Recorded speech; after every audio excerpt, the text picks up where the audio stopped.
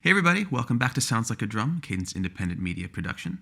Today we're doing a little bit of a special episode that is about what it means really to listen for these pitches at the different lugs and what it means to clear a drum head when you're trying to start over and get a drum head that was wildly out of tune to start behaving and getting you the sound that you need. So this is a little bit different of an episode because we're not really going to talk a lot about the sound of the drum once we're done with it. We're more focused on what it even means to get the thing in tune.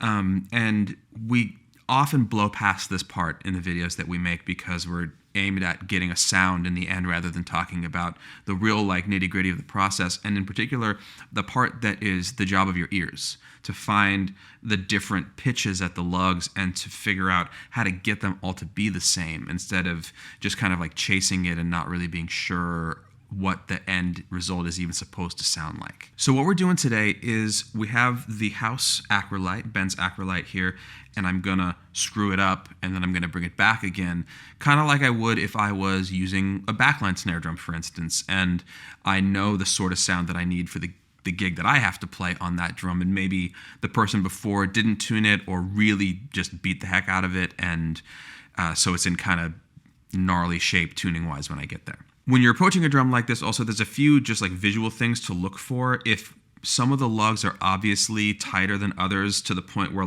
the hoop is crooked, or you can see that there's any kind of bends or anything like that in the hoop, even before you start turning things, you can kind of see that there's going to be some surgery that you're going to have to do. The tools for this are normally for me just my fingers, but I'm going to use a mallet today to try to get the pitches to come out a little bit clearer. As you can see, we brought our 414 a lot closer than normal to try and make sure that these notes jump out and the differences between them really jump out. So this drum right now is in tune with itself, and I took my time doing it. And we're going to do most of this with the snare wires off, but for the sake of what it means when they're not in tune versus when they are, we'll do a little playing on it later on with the wires on so you can hear what a dissonant batter head does to the snare wires and things like that. So first things first, just to sort of prove to you that this is a good sounding drum right now, I'm just going to hit it a little bit with the wires off and then with the wires on so you can kind of get an idea of where we're starting from here.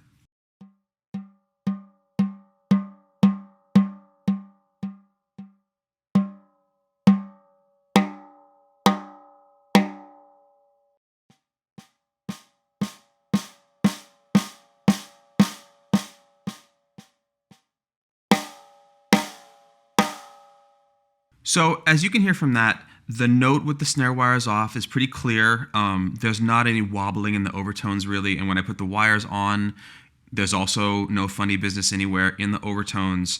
The fatness of the drum grows the harder that I hit it, and when I do rim shots, the sustain in the snare wires and the sustain of the drum is an even decay. There isn't any kind of fishy stuff going on in the overtones, which you're going to hear that in a minute. So now I'm going to go around with a mallet to just sort of demonstrate what all the lugs matching sounds like.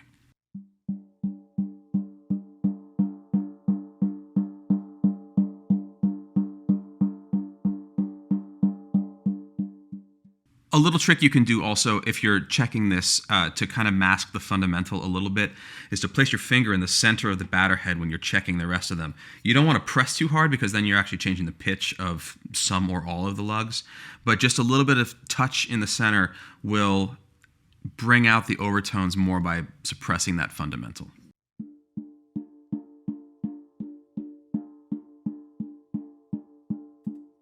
So now what we're going to do is we're going to sort of emulate this drum is in bad shape and we need to make it sound good in a hurry situation. We're intentionally using played-in heads. They're not trashed, but they're definitely not brand new because it's a whole different ballgame when you've got a brand new head on a drum and you get to start from zero that way. So I'm going to mess this all up and then we're going to figure out what we're even looking for here. All right, we are firmly in Ugly Town. So what I did was just randomly detuning some of the lugs and tuning up some other ones. A couple of these are actually all the way out of the drum, which is a thing that I have experienced a lot at backline set gigs, where the one underneath the rim shot spot has been basically slowly backed out by the hoop going up and down over and over again. So I didn't change the snare side head. We're just dealing with the batter. And right away, even with the wires off, there's been a shift.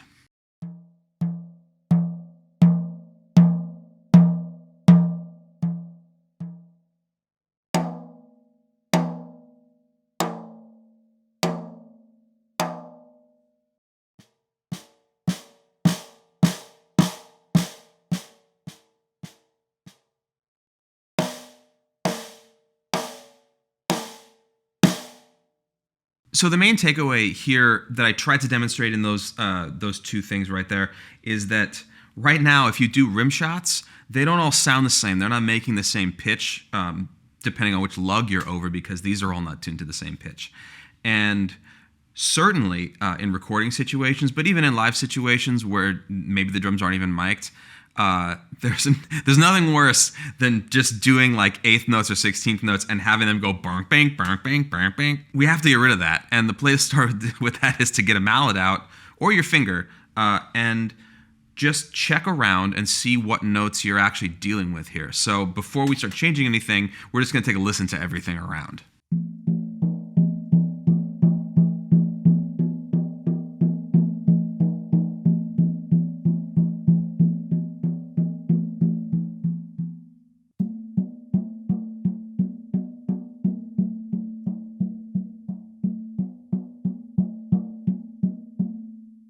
Okay, so just taking a trip around the lugs, we can hear in both of those little demonstrations there that there's more than one pitch happening right now. There's a higher note, there's a lower note. Some of them sort of have a dissonance between the two notes. Some of them have a third kind of harmonic coming over the top. And I think that this is the point where people get spooked about what they're supposed to do with all of these notes, because it's not like there's a right one. You have a bunch of them. And at the end of the day, if you know what sound you're after, you can eventually get to that sound, but we need to know where to start. And the place to start is to figure out which of these are the highest and which of these are the lowest. And in my opinion, bring the low ones up to the highest one rather than lowering the high ones down. Because when you take tension off, it has a fair effect on everything here and there, just a little bit.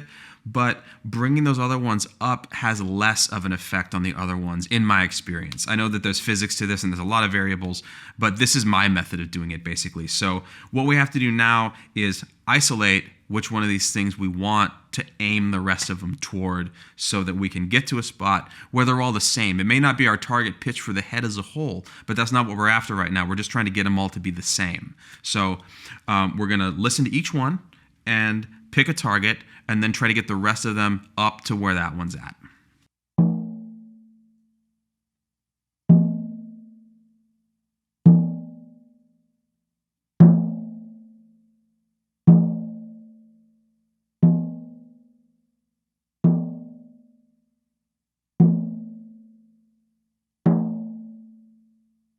Yeah, so these two and this one are kind of in the same family. And then there's a couple that are lower than that, and there's a couple that are kind of in between it.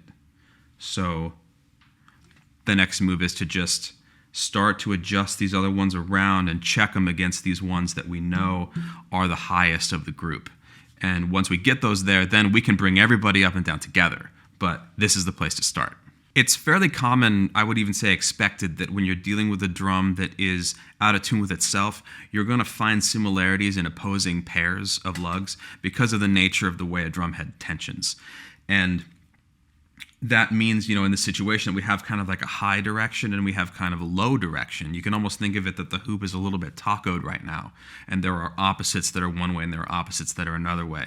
In some cases, you'll find a hoop that's actually at an angle where one whole side of the drum is tighter and the other whole side is looser, and that's a whole other thing. Like, you still have to back that off, and a lot of times that head, if that's been able to happen, the head is actually stretched in such a way that it's not level anymore, and you can't really at that point do much about it other than to change it. All right, so here's what I'm going to do. I'm going to take this super slow, and I'm going to try to just bring the perceived lower lugs up to match the higher ones. There might be moments where I adjust the higher ones a little bit, but I'm going to try and leave those alone and just focus on getting the rest of them up to where the other ones are. The big thing here is to not just turn all the low ones and see what happens, because it's just not going to get an even result. And I already know that some of these screws are all the way out. So physically speaking, these 3 being low could actually just be because this screw's backed out. And these 2 might actually be okay once I tighten this one up. So we don't really want to make drastic changes, just little changes, and pay attention to the notes as you go.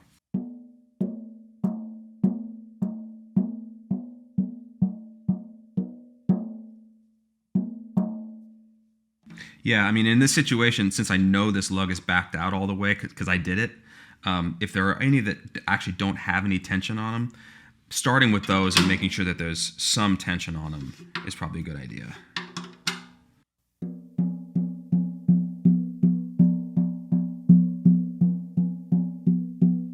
Yeah, so that brought up the 2 next to it a lot.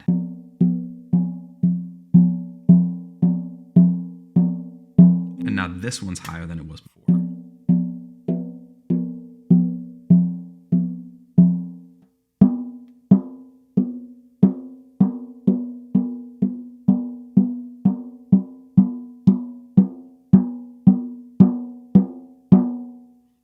Okay, I'm going to raise this one up a little bit.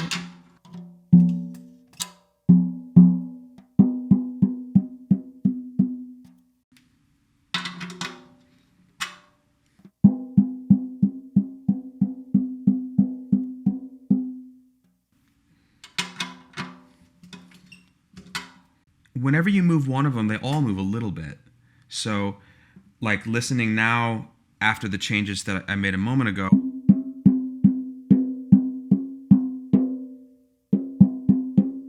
these 2 are standing out to me compared to those 2. So I'm going to bump both of those up just a little bit.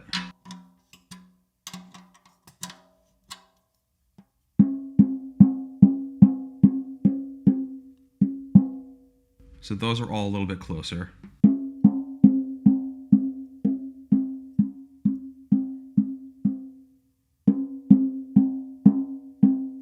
This one's standing out now.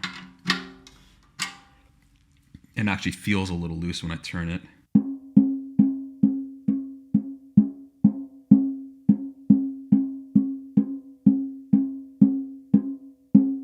And this one feels a little low compared to these 2 guys. But I'm keeping that original kind of high pitch, and more importantly, the lugs that were the original high pitch kind of in mind when I'm choosing which ones I'm going to turn. This guy's high, this guy's low.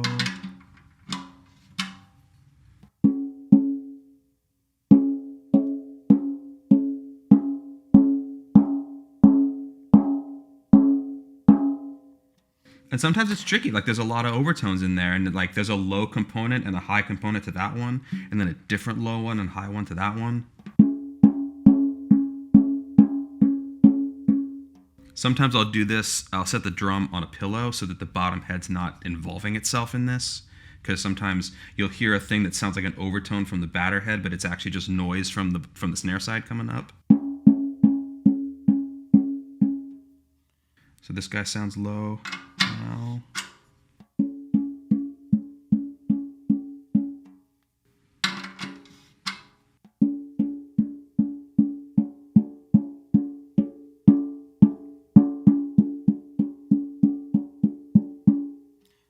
This is getting pretty close. Now it's getting pretty subtle as to like which one of these things is higher and which one's lower.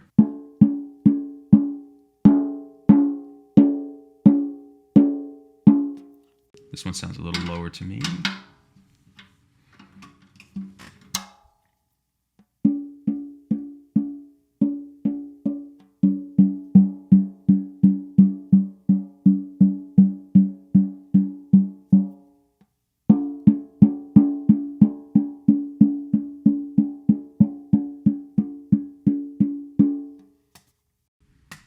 Now, it's important to note that I'm not sure if this is the pitch that we started at before I detuned everything.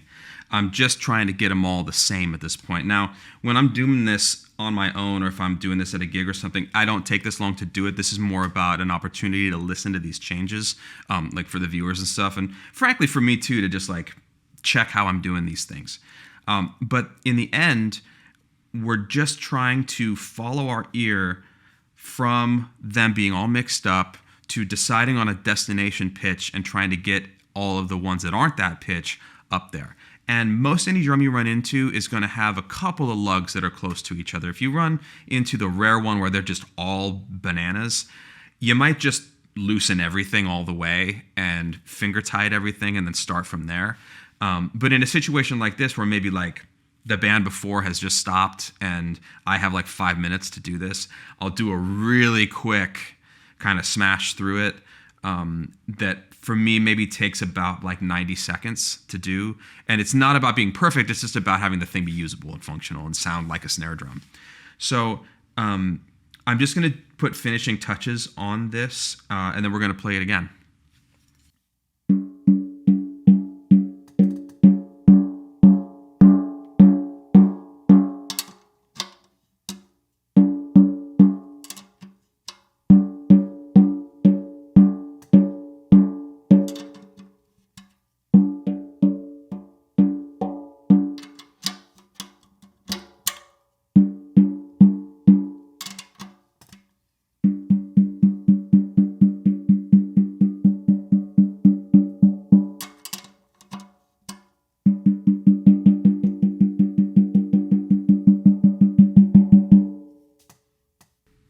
All right, those all sound the same to me at this point, or it's certainly close enough. Again, I mean, it's a drum.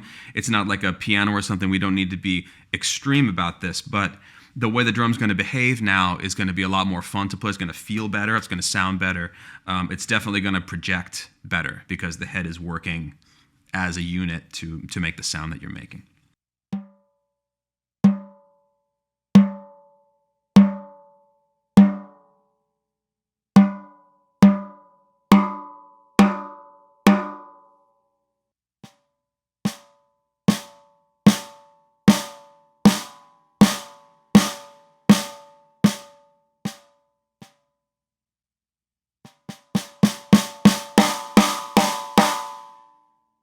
So now that the head's all evened out and the pitches are matching and it feels good, it's in a pretty high range, which is just incidental. But at this point, we can raise or lower it as a unit much more easily because just incremental steps across, in the regular like star pattern is going to bring the head up and down evenly.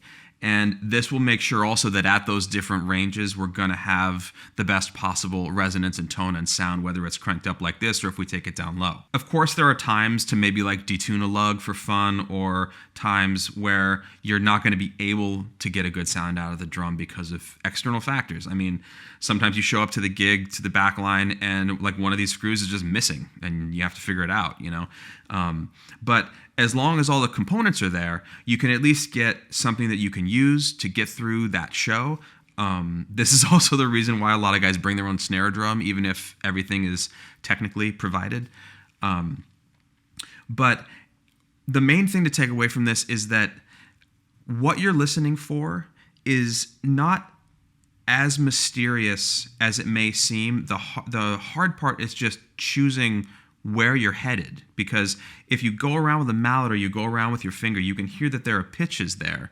And even if you don't have the greatest ear, or if it's just like something that you're unfamiliar with, just knowing that they're different and then picking one and bringing the rest of them to that's really all you need. It's not important what the interval is or any of that stuff. It's just being able to listen and go, okay, that's the one, and these other ones need to be like that one. And then basically, as long as you leave that one alone, you can kind of adjust things to catch up with it. And then once everything's evened out, you can figure out where you want to go from there. It's definitely worth saying right now, too, that in my opinion, and based on the opinion of pretty much everyone I know, there is no such thing as a person having an intrinsically bad ear about music or pitches or anything else. It's just training. It's ear training. And ear training never stops for any of us. It's a lifelong thing. You are experiencing it every day in one way or another. And it's really worth spending time on. You know, I mean, some of us are lucky enough to take piano lessons when we were a kid or guitar lessons, and you get an idea for musical notes and intervals and things like that. But even just the most cursory amount of knowledge and training with that stuff can make tuning an instrument like this just worlds easier. And even just starting to like matching pitches with your voice, just like in the car, you know, just to learn how to do that alone, that can be like a big hill to climb, you know, if you've never done stuff like that. But if you can get that in your ear, it can really open up a lot of possibilities on just a regular drum set, you know, just a standard, you know, the instrument that we all play. Thanks again for watching. Please like, comment, and subscribe, and click that little button next to the subscribe button so you get notifications for all of our videos. We have a lot of new stuff coming out that we're super excited about. Let us know what you've taken from this, or if you have methods about this. I know that tuning is a very personal thing, and tuning methods are also a very personal thing. So, you know, as long as it works, it's valid, you know, whatever you need to do.